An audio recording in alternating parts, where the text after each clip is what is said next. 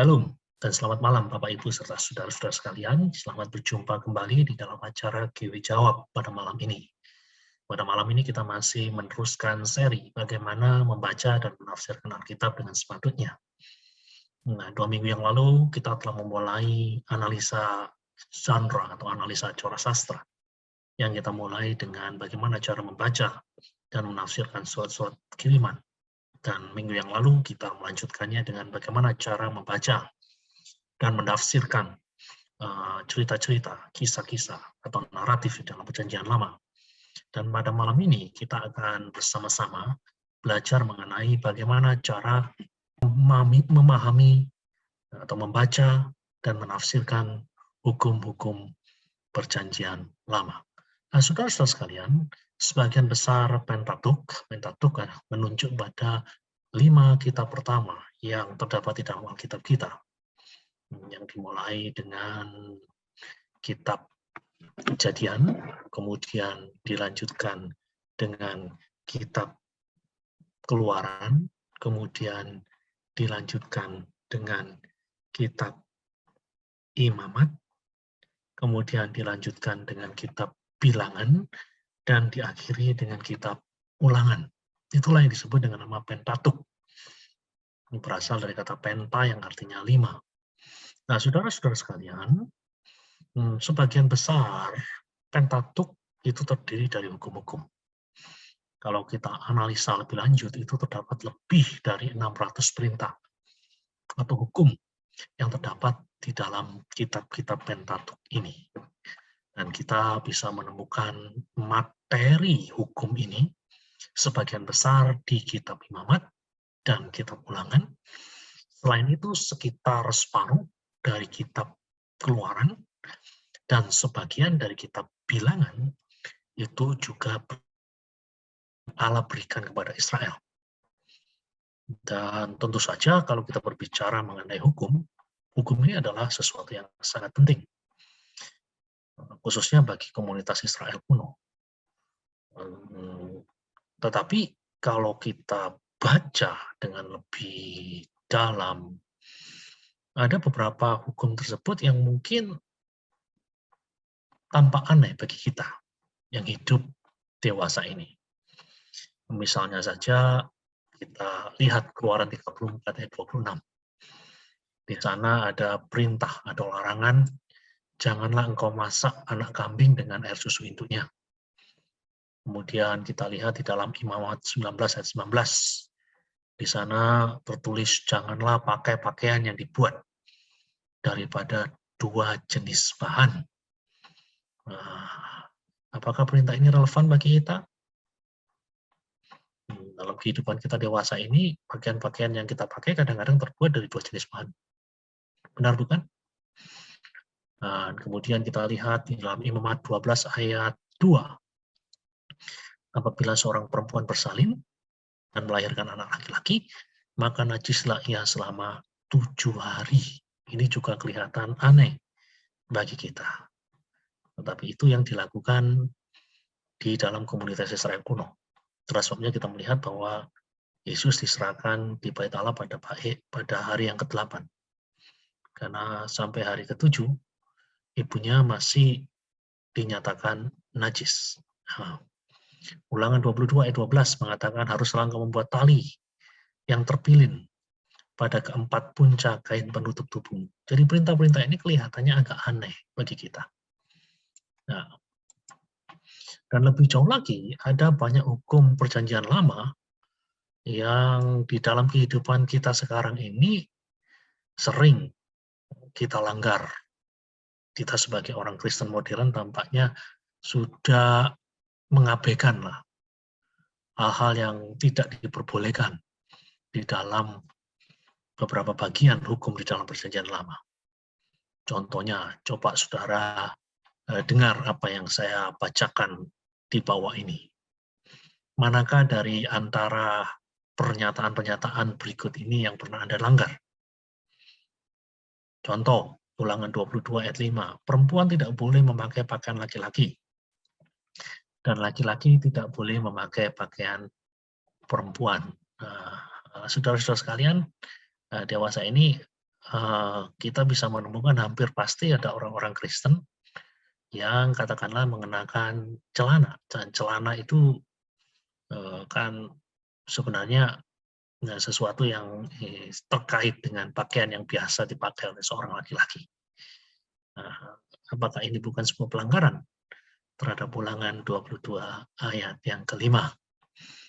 Imamat 19 ayat 32.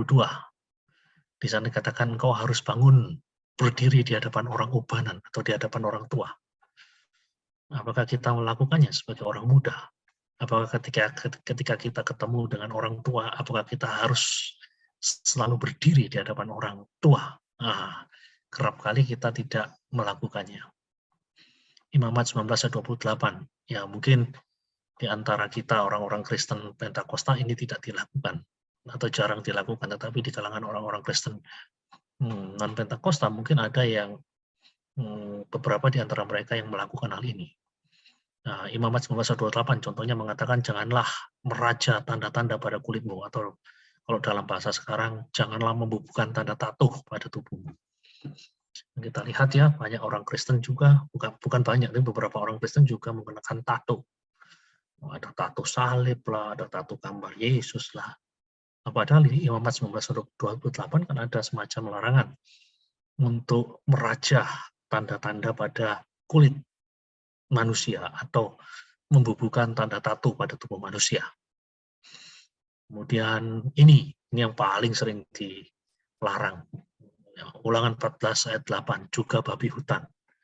Sebenarnya terjemahan lain tidak dibatasi dengan babi hutan. Terjemahan yang kita lihat di dalam bahasa Inggris yang kita lihat adalah pigs, ya, hanya sekedar babi aja, tidak harus difahami sebagai babi hutan. Juga babi itu najis. Meskipun kukunya terbelah, tetapi ia tidak mengunyah dagingnya. Janganlah kamu memakan dagingnya atau menyentuh bangkainya.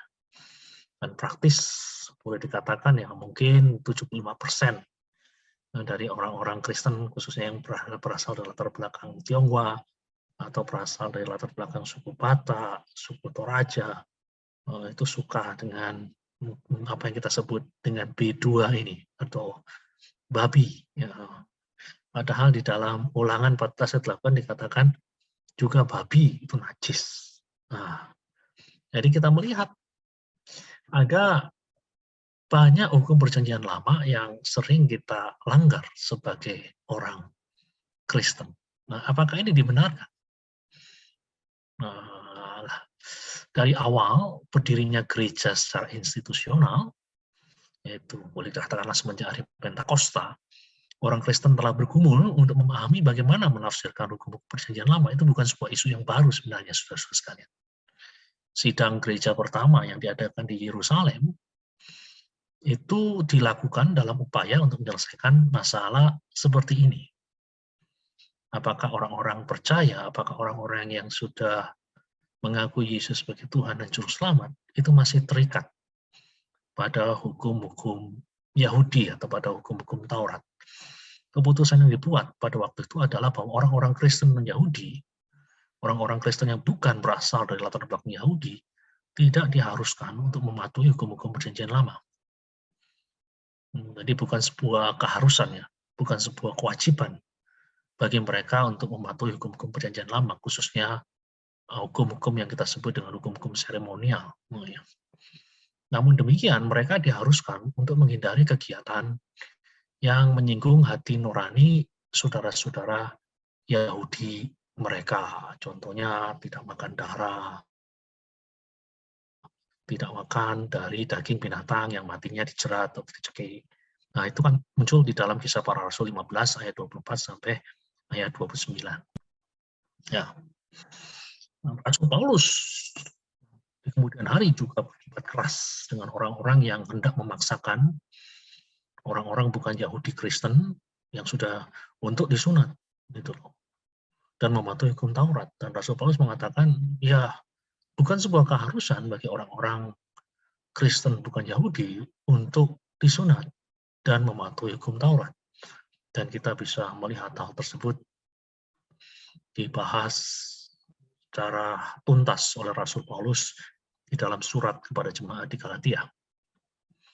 Dan selama beberapa abad berikutnya, karena meningkatnya antipati di antara orang Yahudi dan Kristen, banyak orang Kristen yang kemudian menolak perjanjian lama sepenuhnya. Perjanjian lama itu hanya bagi mereka, umat Allah yang hidup di masa perjanjian lama, umat Israel, namun bukan untuk kami yang hidup di era perjanjian baru. Perjanjian lama tidak mengikat sepenuhnya. Nah, alternatif yang lain yang mereka pilih, selain menolak perjanjian lama sepenuhnya, adalah mereka beralih kepada apa yang kita sebut dengan nama penafsiran alegori. Apa itu penafsiran alegori? Ya, penafsiran alegori adalah penafsiran yang berusaha untuk menemukan hal-hal yang tersembunyi yang ada di dalam sebuah teks. Nah, dalam kaitannya dengan hukum-hukum perjanjian lama, kita bisa melihat bagaimana orang-orang percaya menerapkan penafsiran alegoris, katakanlah di dalam studi kasus di sini Ulangan 14 ayat 6. Nah, di dalam Ulangan 14 ayat 6 dikatakan setiap binatang berkaki 4 yang berkuku belah, yaitu yang kukunya bersela panjang menjadi 2, dan yang memamah biak di antara binatang-binatang yang berkaki 4, itu boleh kamu makan. Atau dengan kata lain, binatang-binatang ini adalah binatang-binatang yang dikategorikan sebagai binatang halal. Nah, bagi komunitas Kristen yang menerapkan penafsiran alegori, mereka mengatakan bahwa ada makna sih sebenarnya di balik dari kata halal ini. Nah, binatang yang halal itu melambangkan orang Kristen yang sejati. Nah, kalau kita membaca di dalam bagian ini, binatang yang halal itu kan punya ciri memamah biak dan kukunya bersela panjang menjadi 2. Jadi memamah biak ini, kata mereka, adalah sebuah alegori atau melambangkan mereka-mereka yang selalu merenungkan, mereka-mereka yang selalu mengunyah firman Allah dengan baik. Nah, itulah yang disebut dengan orang Kristen yang sejati, yang di dalam bagian ini merupakan alegori dari binatang halal. Itu. Sedangkan kukunya bersela panjang menjadi 2, itu alegori dari mereka-mereka yang berjalan di dalam dunia, namun tidak dicemarkan oleh keduniawian, karena mereka selalu hidup di dalam roh. Nah, saudara-saudara sekalian, inilah yang disebut dengan penafsiran alegori. Penafsiran alegori adalah penafsiran yang mencoba untuk menemukan hal-hal yang konon, katakanlah konon itu tersembunyi. Konon itu ya dipercaya ada, tapi kenyataannya apakah itu benar-benar ada? Itu masih menjadi bahan perdebatan. Nah, jadi itu penafsiran alegori itu yang biasa diterapkan untuk mengatasi masalah-masalah yang terkait dengan hukum-hukum di dalam perjanjian lama ini. Nah, sebenarnya penafsiran alegori semacam ini, kalau kita pelajari dari sudut pandang ilmu hermeneutik Alkitab masa kini, itu sukar diterima. Ya, karena menyampaikan pesan yang bertentangan dengan apa yang dimaksud oleh penulis dan pembaca mula-mula. Ya, tentu saudara tak akan pernah lupa lagi dengan gambar yang saya sajikan beberapa kali mengenai interpretative journey atau perjalanan penafsiran, yang kita sebut yang langkah pertama adalah kita mencoba untuk memahami makna di dalam kota mereka. Memahami makna dalam kota mereka maksudnya memahami makna sesuai dengan pengertian penulis dan pembaca mula-mula. Ya, tampaknya hampir pasti hal tersebut tidak ada di dalam pikiran pembaca dan penulis mula-mula ketika mereka menuliskan bahwa ini binatang berkaki 4 yang berkuku belah dan memamah biak itu dikategorikan sebagai binatang-binatang yang tidak boleh dimakan. Dalam pengertian mereka itu pasti tidak ada kaitannya dengan orang Kristen yang sejati, orang Kristen yang merenungkan atau mengunyah firman Allah, orang Kristen yang berjalan di dalam dunia, namun tidak dicemarkan oleh keduniawian, karena selalu hidup dalam roh. Sudah pasti hal tersebut tidak ada di dalam pikiran mereka, karena ya itu orang yang disebut dengan Kristen itu tidak ada di dalam zaman mereka. Orang yang disebut Kristen itu kan baru muncul, katakanlah, sekian ribu tahun sesudah teks ini ditulis. Nah, jadi tampaknya penafsiran alegori semacam ini tidak bisa dipakai kalau ditinjau dari sudut ilmu hermeneutika atau sudut hermeneutika maksudnya ilmu penafsiran. Penafsiran kitab suci yang seharusnya itu tidak bisa diterima karena tampaknya menyampaikan pesan yang bertentangan dengan apa yang dimaksud oleh penulis dan pembaca mula-mula. Nah, lalu pertanyaan selanjutnya sesudah kita berbicara panjang lebar mengenai beberapa hal pendahuluan mengenai hukum-hukum perjanjian lama. Nah, lalu pertanyaan selanjutnya yang tidak kalah pentingnya adalah bagaimana seharusnya hukum-hukum perjanjian lama itu difahami. Nah, yang pertama, saya ingin mengatakan kepada saudara-saudara kalian, hukum-hukum perjanjian lama itu harus dipahami sebagai sebuah covenant. Covenant yang biasa diterjemahkan dengan perjanjian. Seluruh perjanjian lama, gitu. Jadi kadang-kadang disebut sebagai hukum loh. Jadi seluruh perjanjian lama. Hal ini bisa kita lihat contohnya di dalam Roma 3 ayat 19. Tetapi secara khusus, kata hukum itu biasanya merujuk kepada apa yang sudah kita bahas di depan tadi, apa yang kita sebut dengan nama Pentateuch, 5 kitab Musa, Kejadian, Keluaran, Imamat, Bilangan, dan Ulangan. Nah, untuk tujuan pembahasan ini, saya akan mendefinisikan hukum sebagai perintah-perintah yang diberikan kepada Musa untuk bangsa Israel, yang dimulai dari Keluaran 19 sampai akhir dari kitab Ulangan. Jadi ini pemahaman hukum di dalam pengertian yang lebih sempit, di dalam pengertian yang lebih luas. Sebagaimana kita lihat di dalam Roma 3 ayat 19, hukum itulah seluruh perjanjian lama. Tapi dalam pengertian yang sempit, hukum itu adalah ya bagian dari 5 kitab Musa yang isinya adalah perintah-perintah yang diberikan kepada Musa untuk disampaikan kepada bangsa Israel sebagai umat pilihan Allah.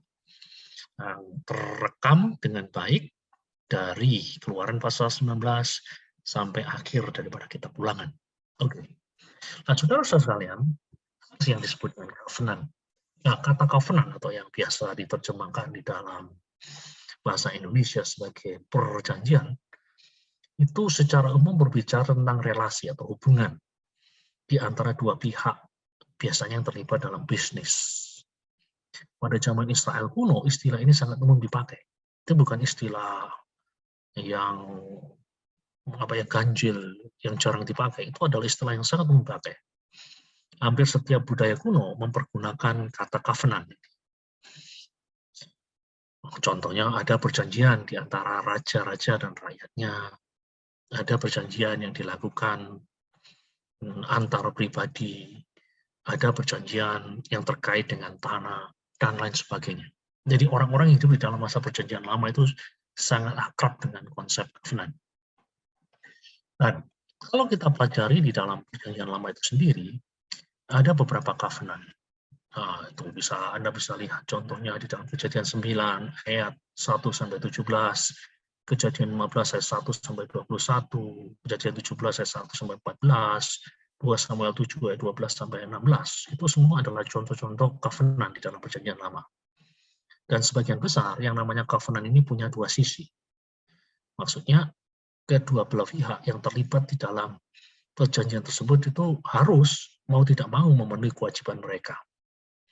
Nah, kalau kita berbicara mengenai covenant, dari sudut pandang katakanlah kekuatan, ada yang disebut dengan pihak yang lebih kuat. Nah, ini biasanya disebut dengan istilah suzerain. Dan pihak yang lebih lemah.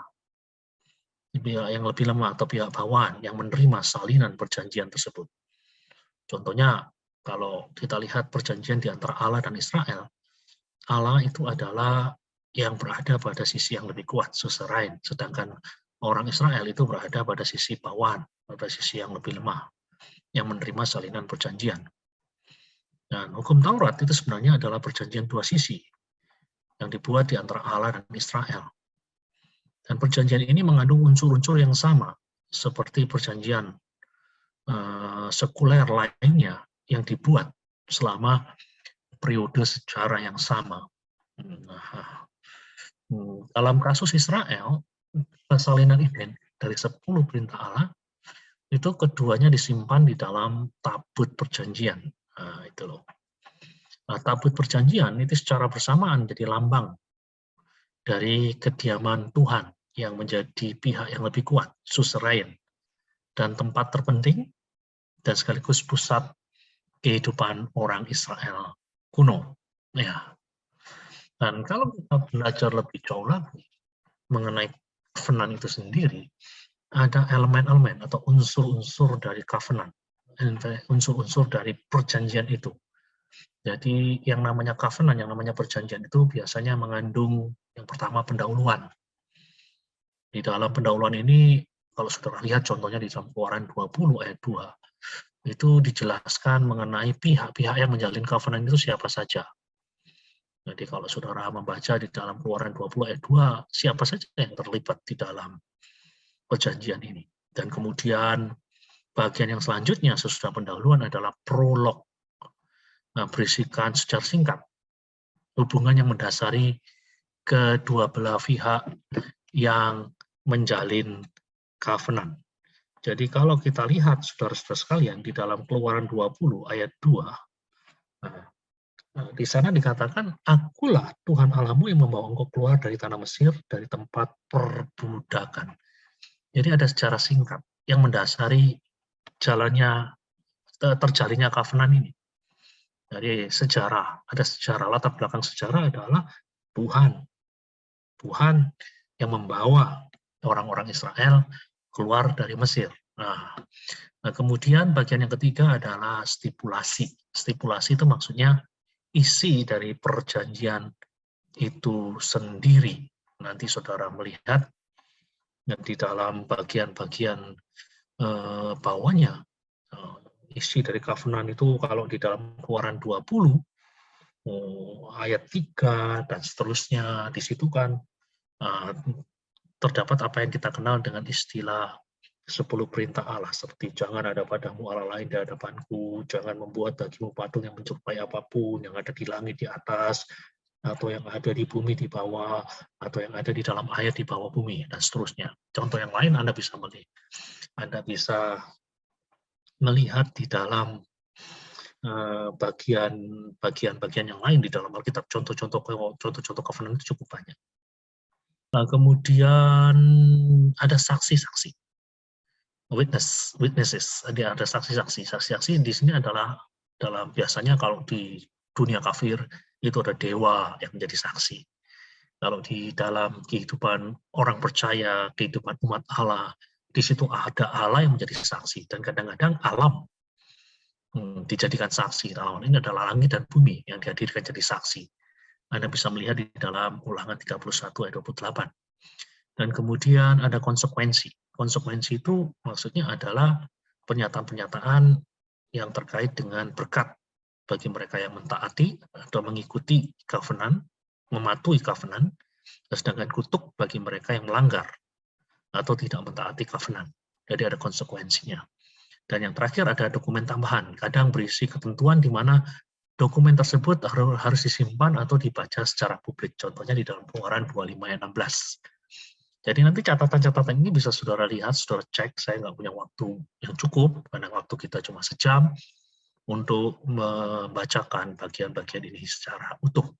Oke, jadi ada elemen-elemen dari covenant, isinya pendahuluan, kemudian prolog, kemudian stipulasi, ada saksi-saksi, ada konsekuensi, dan ada dokumen tambahan. Nah, yang pertama. Nah, yang kedua, hukum-hukum Musa adalah hukum yang pada dasarnya mengikat orang-orang Israel di masa Perjanjian Lama. Namun, perhatikan baik-baik, belum tentu mengikat umat yang hidup di era perjanjian baru. Saudara-saudara sekalian, hukum-hukum perjanjian lama muncul dan relevan dengan komunitas yang hidup dalam suasana yang berbeda dengan kehidupan kita hari ini. Orang-orang Israel itu hidup dalam komunitas pertanian dunia kuno. Ya, kehidupan mereka adalah kehidupan pertanian, agricultural. Nah, sementara di lain sisi, mereka sebagai bangsa itu hidup dikelilingi oleh bangsa-bangsa yang menganut paham yang disebut dengan nama politeisme. Nah, politeisme yang percaya dengan banyak dewa, atau ada juga yang disebut dengan henoteisme. Henoteisme adalah mereka percaya pada banyak dewa, tetapi mereka percaya dari banyak dewa itu ada satu dewa yang sangat powerful. Ada satu dewa yang sangat-sangat berkuasa, yang lebih dari dewa-dewa yang lain. Dan mereka juga punya ritual-ritual khas mereka. Nah, jadi ketika kita membaca bagian-bagian di dalam perjanjian lama, karena itu terkait dengan kehidupan orang Israel yang punya konteks kehidupan yang berbeda dengan konteks kehidupan yang kita jalani hari-hari ini, jangan heran kalau saudara kadang-kadang mendengar hal-hal yang sukar untuk kita pahami, seperti jangan merebus anak kambing di dalam susu induknya. Jangan mengawinkan dua jenis ternak yang berbeda. Jangan menaburi ladangmu dengan dua jenis yang bibit yang berbeda. Jangan mengenakan pakaian yang terbuat dari dua macam bahan yang berbeda. Nah, saudara-saudara sekalian, selain terkait dengan ritual-ritual yang terkait dengan kekudusan, mungkin praktek-praktek ini itu terkait dengan ritual-ritual yang mungkin bisa ditemukan kesejajarannya dengan ritual-ritual yang dilakukan oleh orang-orang kafir atau bangsa-bangsa kafir yang hidup di sekeliling bangsa Israel. Jadi supaya bangsa Israel itu tidak terjebak di dalam kekeliruan secara teologis, maka ya ada larangan-larangan yang bagi kita kelihatannya nggak masuk akal, tetapi ya itu perlu supaya mereka tidak terjebak di dalam hal-hal yang akan menjauhkan mereka dari penyembahan Allah yang benar. Nah, itu.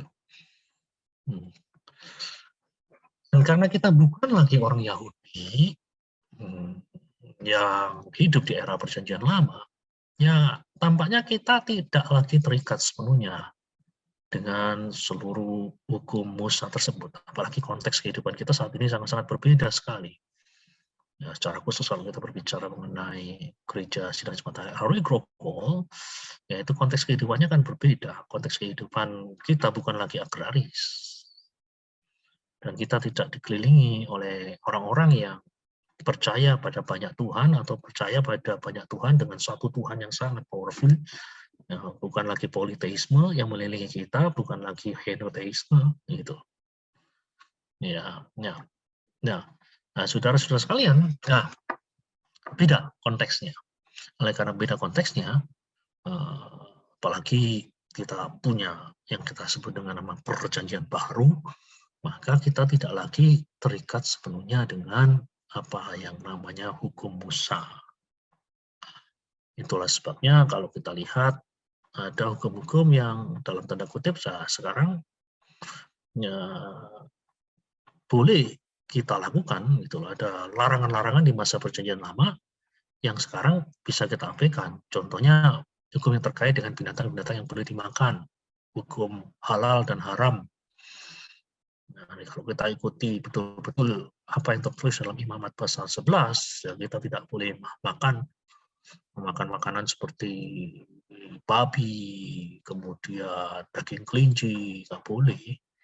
Kemudian daging kodok, suike, kemudian lindung atau belut, nggak boleh makan.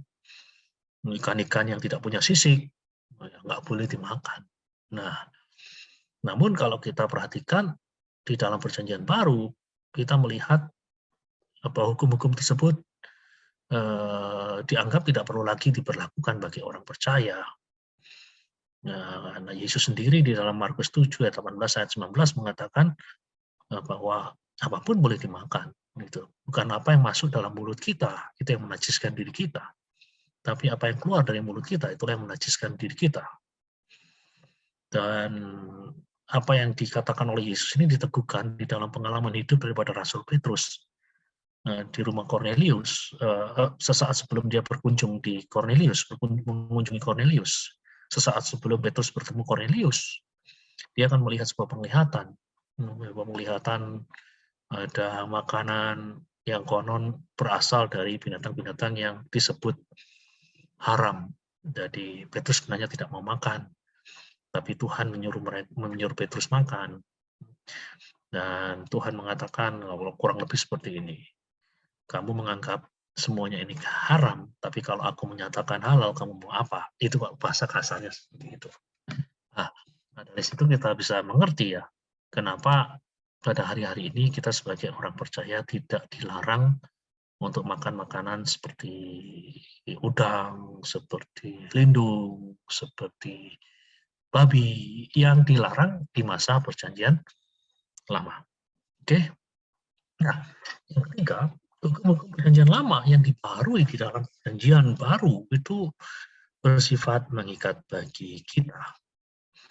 Nah, jadi tadi kita telah mengatakan bahwa tidak semua hukum-hukum perjanjian lama itu diberlakukan bagi kita. Atau dengan kata lain, memang kita tidak terikat secara penuh oleh hukum-hukum Musa. Namun demikian, perlu diingat ada beberapa bagian dari hukum Musa itu yang dibaharui di dalam perjanjian baru. Dan hukum-hukum yang dibaharui inilah yang sifatnya mengikat bagi kita. Ya, contoh, Keluaran 20 ayat 3. Dikatakan, jangan ada ilah lain di hadapanku. Dan itu diteguhkan, dibaharui kembali. Dibaharui kembali itu maksudnya diteguhkan. Diteguhkan itu maksudnya apa? Bahwa hukum tersebut bukan hanya berlaku bagi mereka yang hidup di dalam masa perjanjian lama, tetapi juga berlaku bagi mereka yang hidup di dalam masa perjanjian baru, termasuk bagi kita. Jangan ada ilah lain di hadapanku, diteguhkan di dalam Matius 4 ayat 10. Keluaran 20 ayat 4, jangan membuat bagimu patung, diteguhkan di dalam Efesus pasal 5 ayat 5, 1 Yohanes 5 ayat 21. Keluaran 20 ayat 7, jangan menyebut nama Tuhan secara sia-sia, diteguhkan di dalam Yakobus 5 ayat 12. Keluaran 20 ayat 8-11, kuduskanlah hari Sabat, itu tidak dibaharui. Itulah sebabnya kita tidak bertemu, beribadah pada hari Sabtu, tetapi kita melakukannya sehari sesudah Sabat. Nah, Keluaran 20 ayat 12, hormatilah ayah dan ibumu. Itu diteguhkan kembali dalam Matius 19 ayat 17 sampai 19, Efesus pasal 6 ayat 1 sampai 3. Dan kemudian kita lihat di dalam Keluaran 20 ayat 13, ada perintah jangan membunuh, itu diteguhkan kembali atau dibaharui kembali di dalam Matius 5 ayat 21 sampai 22 dan Roma 13 ayat 9 sampai 10. Dan Keluaran 20 ayat 14, jangan berzina, itu diteguhkan atau dibaharui kembali di dalam Matius 5 ayat 27 sampai 28. Nah, perintah-perintah yang dibaharui ini sifatnya mengikat bagi kita. Kita tidak boleh membuat berhala, kita tidak boleh menyebut nama Tuhan sia-sia, kita harus menghormati ayah dan ibu, kita tidak boleh membunuh, kita tidak boleh berzina. Itu bagian-bagian dari hukum perjanjian lama, tetapi juga menjadi bagian dari hukum yang harus kita taati hari ini di sini. Karena itu dibaharui di dalam perjanjian baru. Nah, kemudian yang keempat, hukum-hukum perjanjian lama itu mengajarkan kepada kita karakter dari Allah, Sang Pemberi Hukum. Nah, saudara-saudara sekalian, kita tahu bahwa karakter Allah itu tidak berubah. Jelas sekali bisa kita lihat di dalam Malaki 3:6. Oleh karena itu, hukum-hukum perjanjian lama yang mengajarkan kita tentang sifat Allah akan berguna bagi kita dimanapun dan kapanpun kita hidup. Sifat Allah tidak berubah.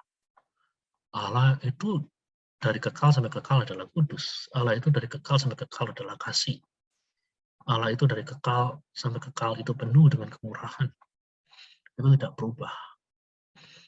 Nah, saudara-saudara sekalian, kalau kita lihat desain kemah suci, itu berbicara dengan jelas tentang kekudusan Allah dan pemisahan dari dosa. Segala sesuatu di tabernakel atau di kemah suci itu butuh pembersihan dengan darah. Dan kita perhatikan semakin dekat hadirat Allah, semakin sedikit orang yang diizinkan untuk masuk ke sana. Dan ada sebuah tempat yang disebut dengan ruangan Maha Kudus atau the Holy of Holies, itu hanya bisa dimasuki oleh satu orang yang kita sebut dengan nama imam besar. Itu pun hanya sekali setahun pada hari raya Yom Kippur atau hari raya perdamaian. Detail-detailnya bisa kita lihat di dalam Imamat 16 ayat 1 sampai 34.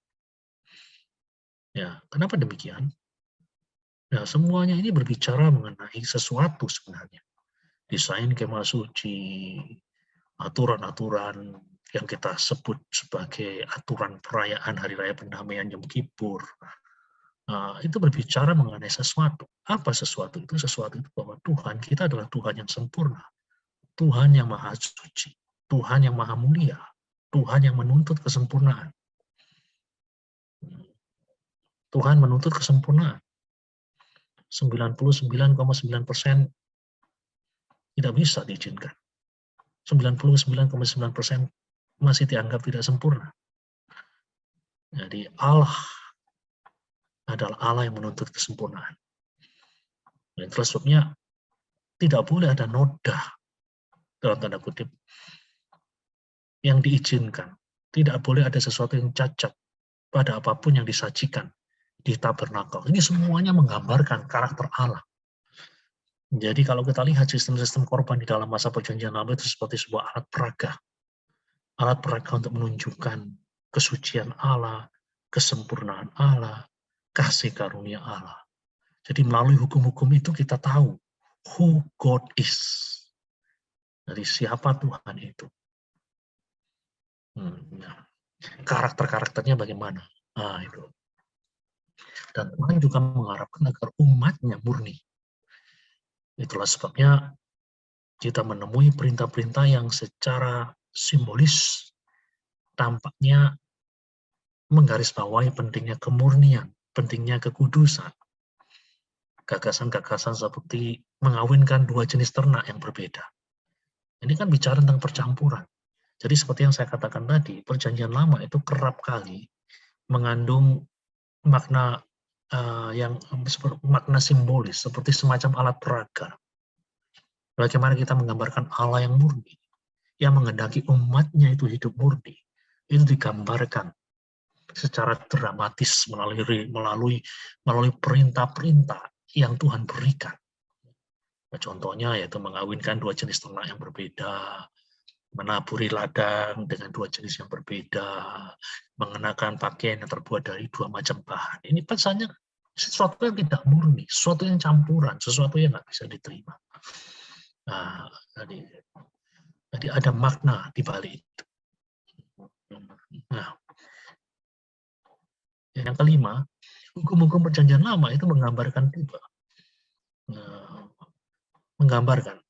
tipe pribadi dan karya Yesus Kristus.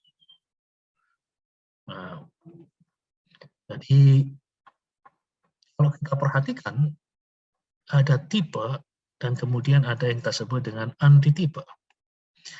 Tipe itu adalah sesuatu yang kita jumpai di dalam perjanjian lama.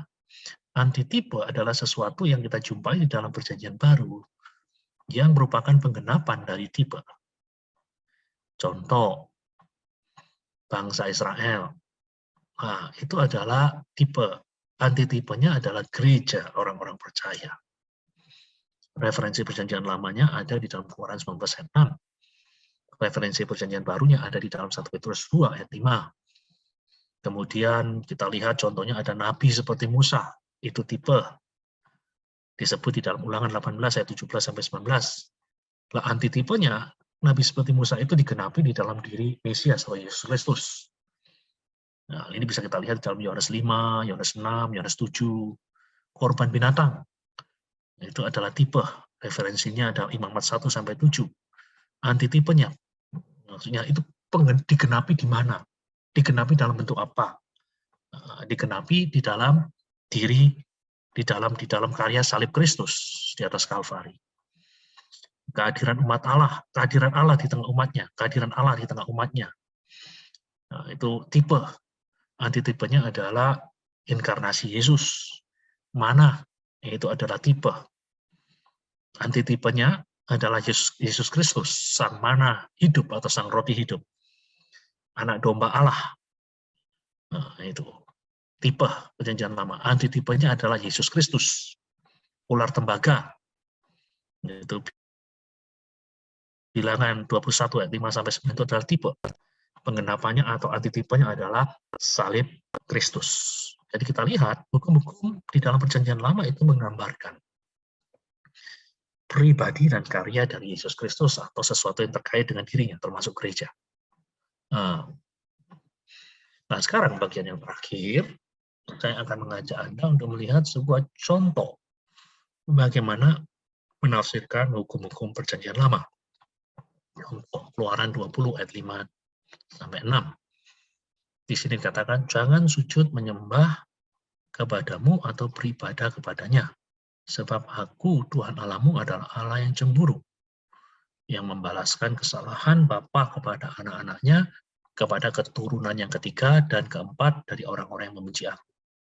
Tetapi aku menunjukkan kasih setia kepada beribu-ribu orang, yaitu mereka yang mengasihi aku dan yang berpegang pada perintah-perintahku. Wah, menarik sekali kalau kita lihat bahwa Keluaran 20 ayat 5 dan 6 ini banyak dipercayai oleh orang-orang Kristen karismatik sebagai teks yang membenarkan apa yang kita sebut dengan ajaran kutuk keturunan. Yaitu banyak orang Kristen percaya bahwa mereka dapat menerima kutukan setan di garis keluarga atas dasar Keluaran 26, dan nanti mereka juga bisa mengutip Ulangan 28 ayat 15-66. Jadi misalnya saja, dulu kakeknya dukun. Nah, jadi karena dukun sering bertanya pada arwah, nah itu adalah sebuah kekejian bagi Tuhan. Nah, berdasarkan Keluaran 20 ayat 5 dan 6 ini dikatakan membalaskan kesalahan pada bapa, membalaskan kesalahan bapa pada anak-anaknya, pada keturunan ketiga dan keempat. Mereka mengatakan, itu yang namanya anaknya, cucunya, cicitnya, itu masih akan menerima yang namanya kutuk. Kutuk yang diterima bukan saja oleh, katakanlah, neneknya atau kakeknya yang terlibat di dalam kedukunan. Ya, banyak orang yang percaya seperti itu. Nah,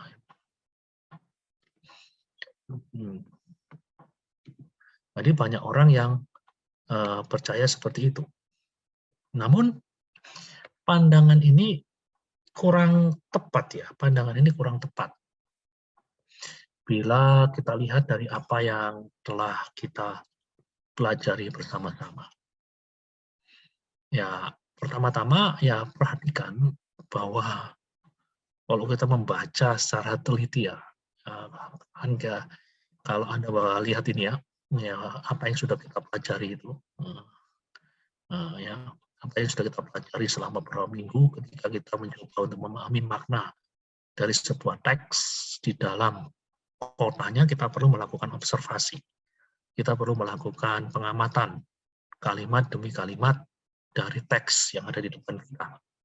Ya, observasi. Lalu observasi kita menunjukkan apa? Bahwa kalau kita perhatikan bahwa yang mengutuk ini siapa gitu loh. Kalau kita lihat, jangan sujud menyembah kepadanya atau beribadah kepadanya, sebab aku, Tuhan Allahmu, adalah Allah yang cemburu, yang membalaskan kesalahan kepada bapa, anak-anaknya, kepada keturunan yang ketiga dan keempat dari orang-orang yang membenci aku. Nah, perhatikan, Allah sendiri yang mengutuk, bukan setan atau iblis bagaimana yang dipercayai oleh penganut ajaran keturunan. Nah, kalau Allah sendiri yang mengutuk, katakanlah siapa yang dapat membatalkannya? Nah, jadi tampaknya sih bukan itu yang dimaksudkan oleh teks ini. Dan yang kedua, ayat-ayat ini merujuk pada perjanjian Allah dengan Israel, bukan kepada orang Kristen.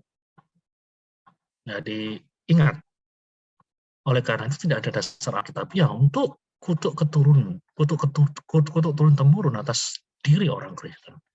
Nah, kita kan sudah belajar mengenai apa yang kita sebut dengan river measurement atau pengukuran lebar sungai. Ketika kita berbicara dengan pengukuran lebar sungai, itu kita berbicara mengenai apa yang membedakan kita dengan mereka yang hidup di masa-masa hukum tersebut diberikan, di masa perjanjian lama. Ya, perjanjiannya aja beda.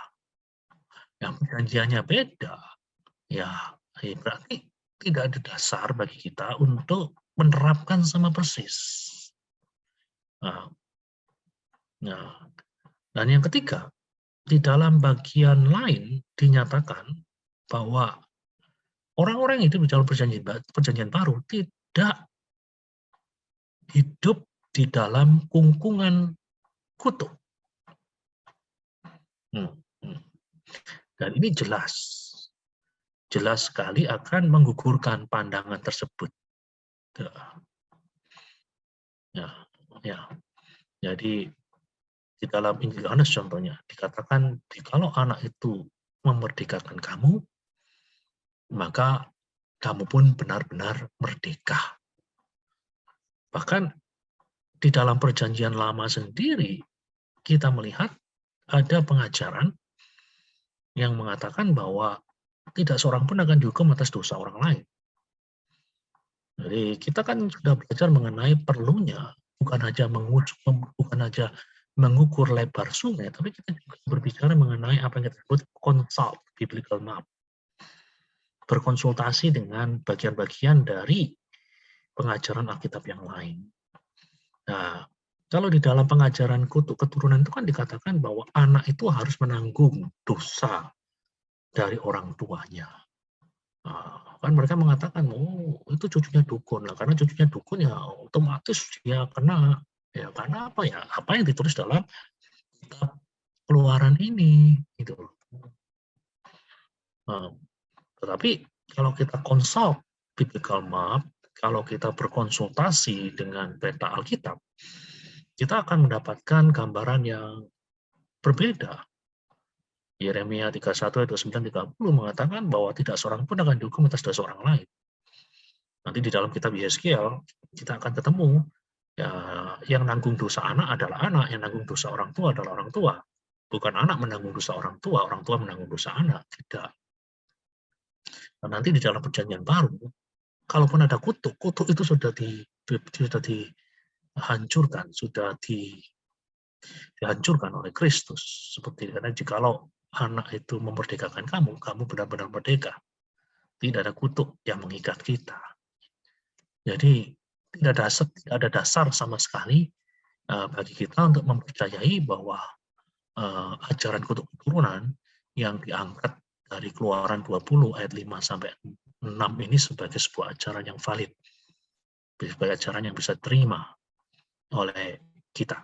Ya, dengan demikian pembahasan mengenai bagaimana membaca dan menafsirkan hukum perjanjian lama.